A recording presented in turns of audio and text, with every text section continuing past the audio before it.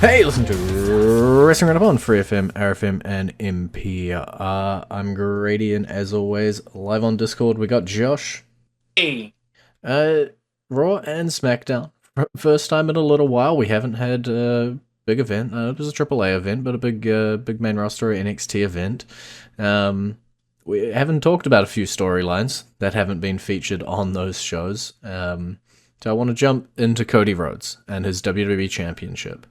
Involved a little bit in the storyline with the Vision, but really his involvement in that was just the Drew McIntyre stuff. And they've got themselves a match, but Cody Rhodes is doing some not super face things. I would say a home invasion is not really is a face maneuver. Um, yeah, I guess is this a new side to Cody, or is this just an aggressive face? I'd say it's probably going to be more like, probably just more of a more aggressive one because of how personal Drew has taken the feud to. Um, it reminds me a lot of when Triple H was a face, but invaded Randy Orton's home. Mm. Yeah, I do note one.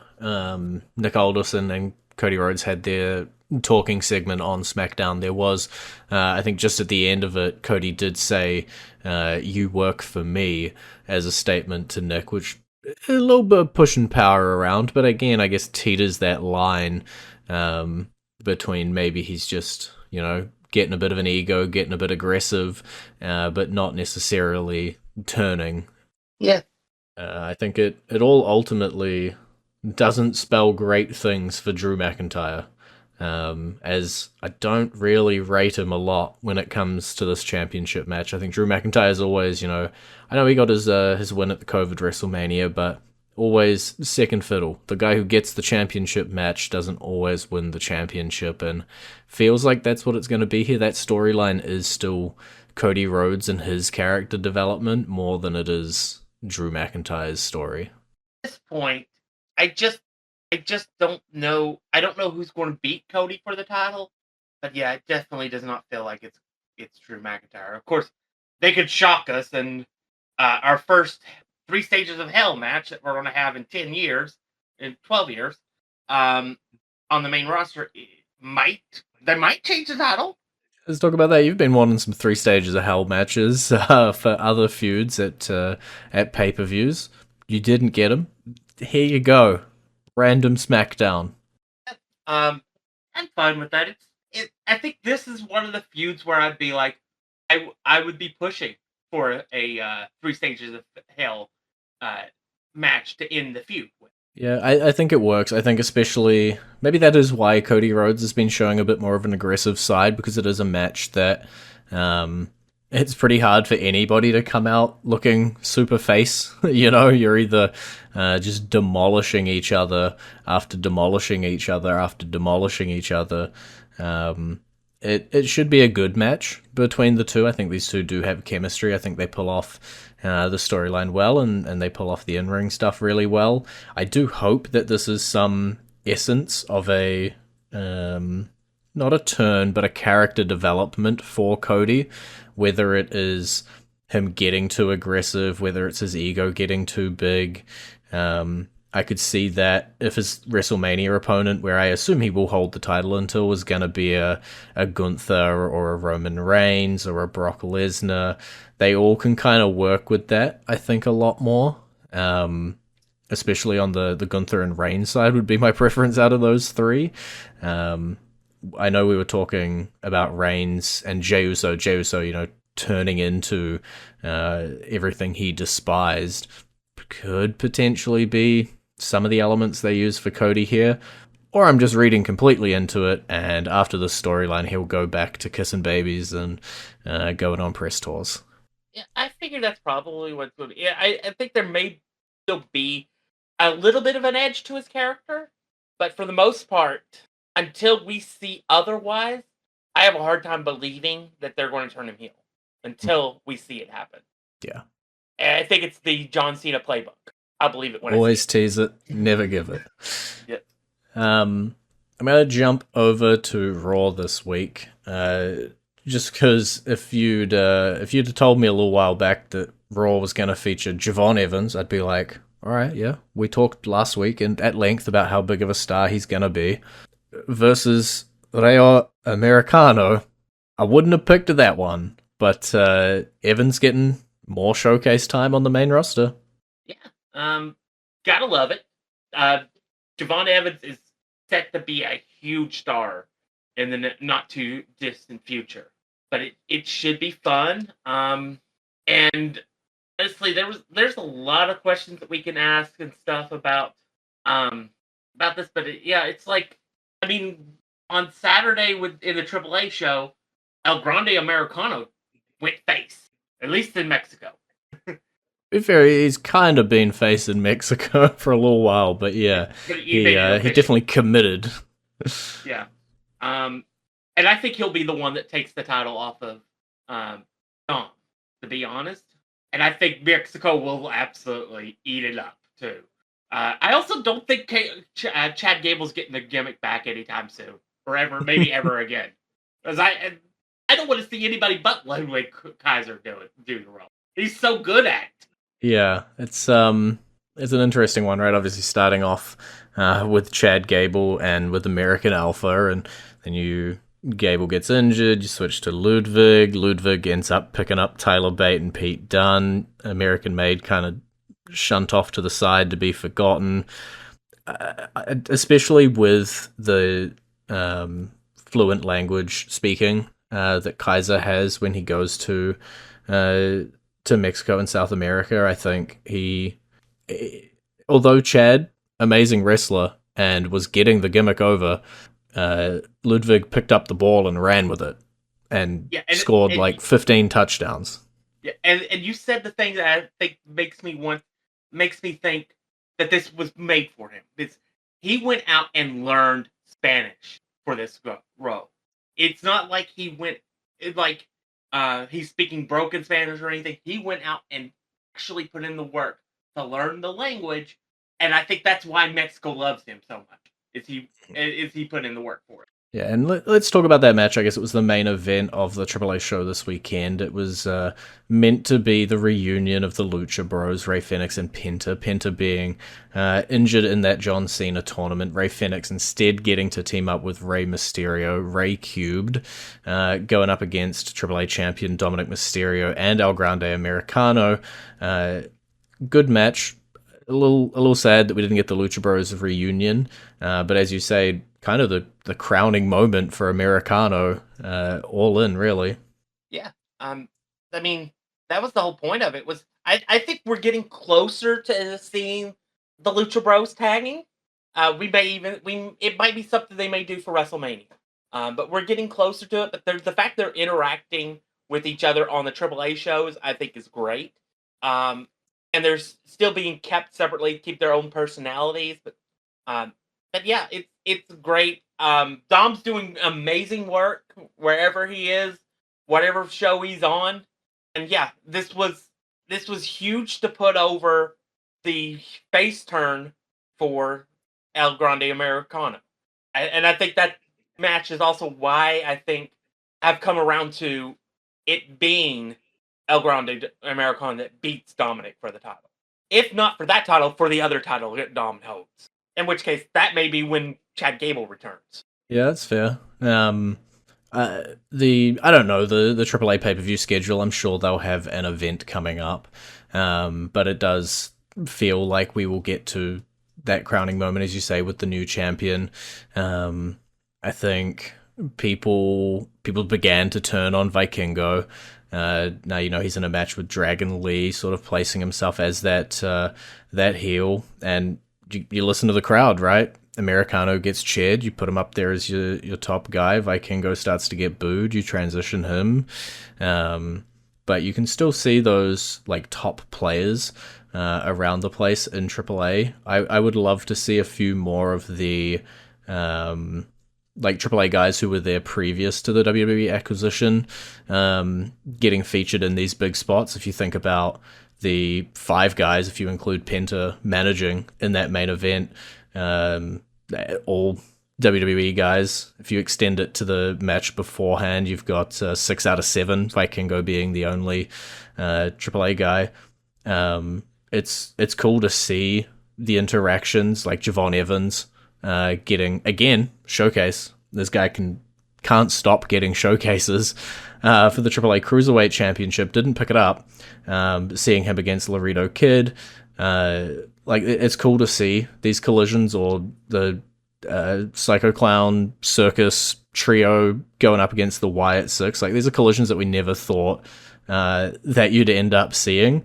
But I want to see which AAA originals, I'm going to call them originals, sort of get the shine coming out of it. I thought maybe it would be Vikingo, but he's definitely, I think, not had the reaction that people expected on him.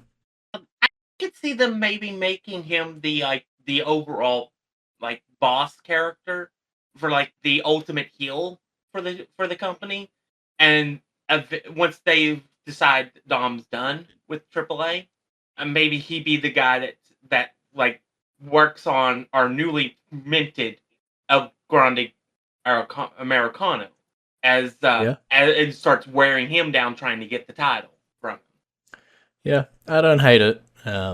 Obviously, we've still got other people across the place. We're seeing Ethan Page interacting with Dr. Wagner Jr. We've got Bravo and Rayo Americano taking on, tag teams from AAA. Mr. Iguana is all over the place in terms of, NXT main roster.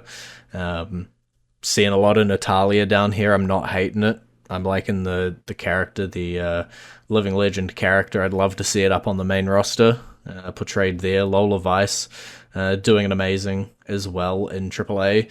Honestly, her AAA work I would rank above her NXT work. So it's also giving a few of those people who would, flow over from the main roster or flow over from NXT. I wouldn't say a semi-permanent home, but a semi-permanent home. And I guess talking about people who aren't WWE wrestlers, we're going to go into our entrance theme this week. It is a matter of time until he is, but for now, we're going to play the theme for Leon Slater.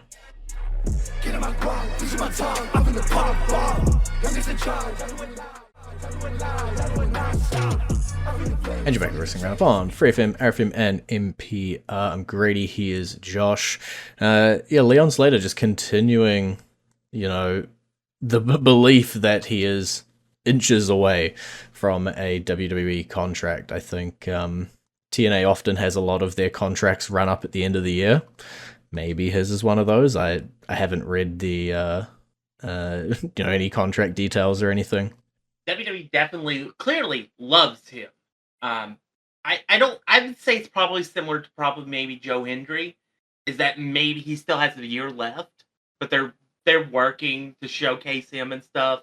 He'll probably be in the Rumble. I don't think he'll have a match at WrestleMania, but anything is possible after what we saw with Joe Hendry. But I think this time next year, he may be fully signed and part of the NXT roster as the way Joe is now.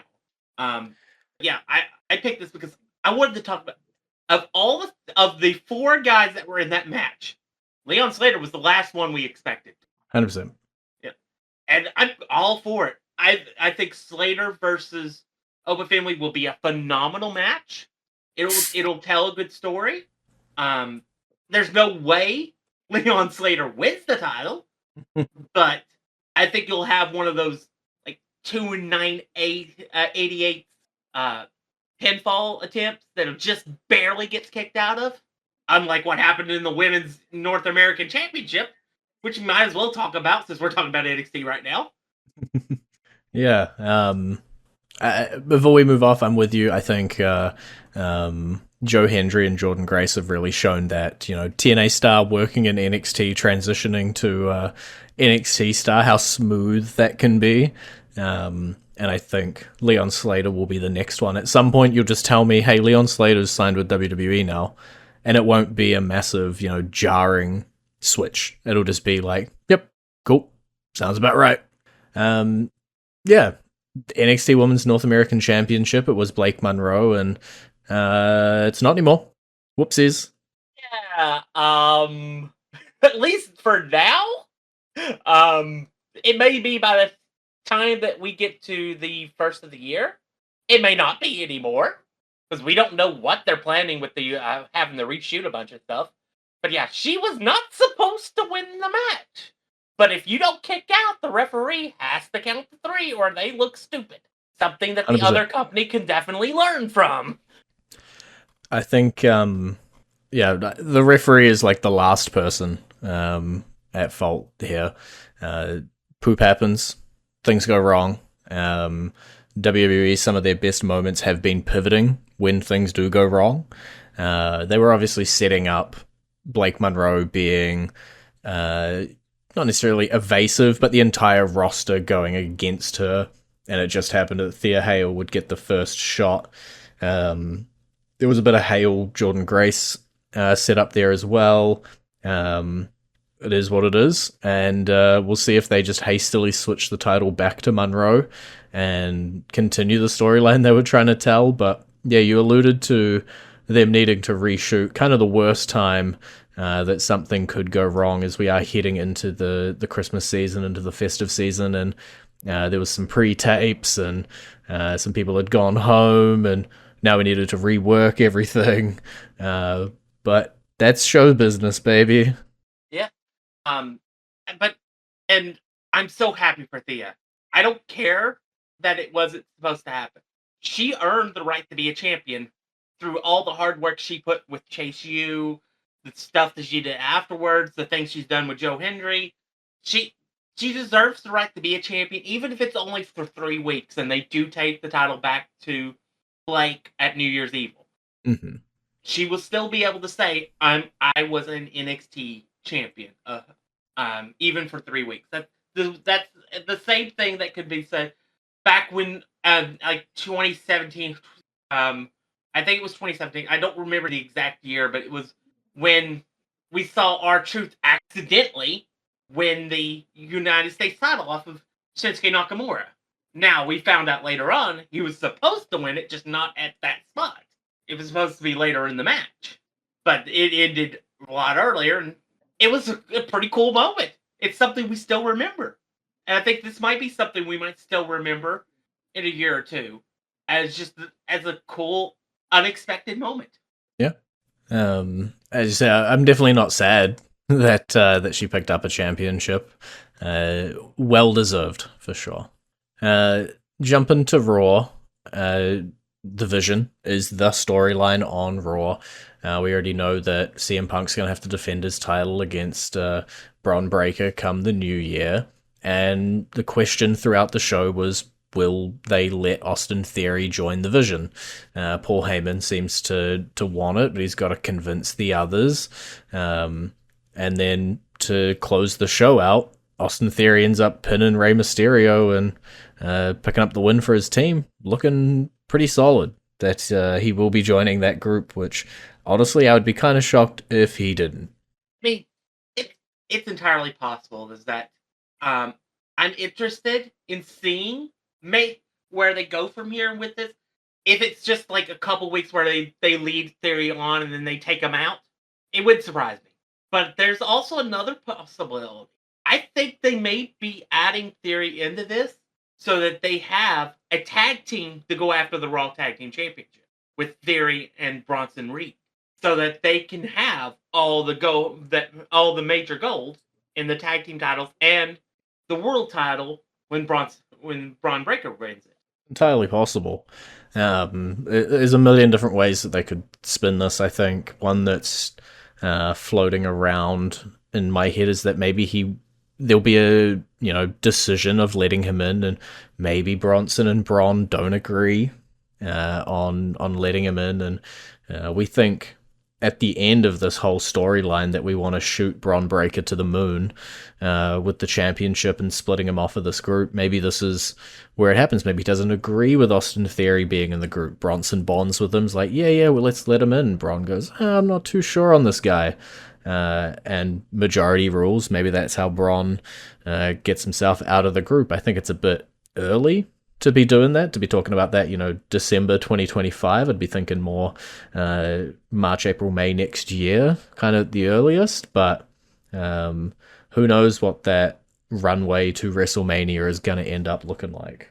I mean, I've said from the very first time I saw him on that Evolve show, I love Austin Theory. I love his ability in the ring. I love his facial expressions. I think he has everything that's needed, every building block to be a superstar. It's just a matter of finding the right character and the right connection with the fans. Sometimes you can have everything working for you, but if you can't connect with the crowd, it doesn't matter. Just ask Buff Bagwell. Just ask Lex Luger. They had everything going for them, but never really connected. So, and maybe Austin Theory's just going to be one of those guys where he's a bit player, but eventually he'll be released and he'll spend the rest of his days on the indies. But I have high hopes that maybe this can be a way to maybe finally inject that missing piece with working with Heyman. It'll be a sink or swim moment for sure. And we got a whole lot of championship matches coming up across the next 2 weeks. We know on the December 29th episode of Raw, we're going to get AJ Styles and Dragon Lee defending their tag titles against the Usos. We'll also see Stephanie Vaquer defend her women's championship against Raquel Rodriguez and Nikki Bella. Then later on, for the January 5th episode, we're going to see Rhea Ripley and Io Sky versus the Kabuki Warriors for the women's tag titles. We're going to see Maxine Dupree versus Becky Lynch for the Intercontinental Championship. And we're also going to see that CM Punk versus Bron Breakker championship match as well. We really are loading up those, last episode of the year, first episode of the New Year's shows coming into, the end of 2025. Yeah. It's going to be interesting seeing how those play out. Because this time last year, we weren't expecting a lot from the first Raw of 2025, which was the first Raw on Netflix. But then we had a world title change. And that kind of changed everything. So maybe we'll have to see another. I think it's interesting, stacking up these shows. I get it. It kind of, I don't know. It's like you can say it's the season premiere, but it feels like WrestleMania is sort of the climax. And then after that, it's where you bring your call-ups. But yeah, they're going hard on these two shows. I think SmackDown is similar from memory as well. I don't have those in front of me, but I think there's a couple championship matches either scheduled or pre-recorded already for those shows. And yeah, it's we just have Survivor Series, then we have these bulk year-end, year start shows. Then we've got a Saturday night's main event, if I recall, just before Royal Rumble. So there is going to be a lot of chance for these storylines to evolve on big shows and to continue to develop, especially in the vision in the women's tag title scene. These ones that have a lot of players and have a lot of movement to make before we end up at WrestleMania. We're officially on our favorite time of the year. We're on the road to WrestleMania. It basically begins now because we don't have a pay-per-view until the Royal Rumble. Feels like the road begins sooner every year. It always used to be, the Royal Rumble was the start of the road to WrestleMania, and then we start having these, jacked shows at the end of the year and at the start of the year, and it's like, well, this is kind of the run now, and you can almost rewind it all the way back to Survivor Series and say Survivor Series was the start of the road to WrestleMania. But yeah, this is the time we get to sit down and every week go, oh, what do we think? How is this feud going to exist when we get to WrestleMania? Is there going to be a AAA championship match at WrestleMania? Will we see Javon Evans there? Who's this person going to defend against? Who's going to win the Rumble? Who's going to be in the Chamber? This is where there's 50 million different roads, and we end up following one of them. Yeah, that first Raw, especially with the Braun Breaker CM Punk match, that is going to tell us so much about what to expect at WrestleMania.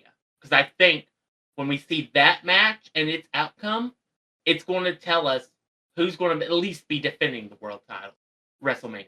After that, anything's out, possibly on the table. Yeah. And I wouldn't necessarily on the match outcome. I know we're running out of time, but I'm going to squeeze this in. But just on what happens in the match, I wouldn't sleep on that women's championship match either. It does seem like Judgment Day with Liv's return, getting a little bit of friction. Maybe Raquel's the one on the outs, but she's the one getting the opportunity.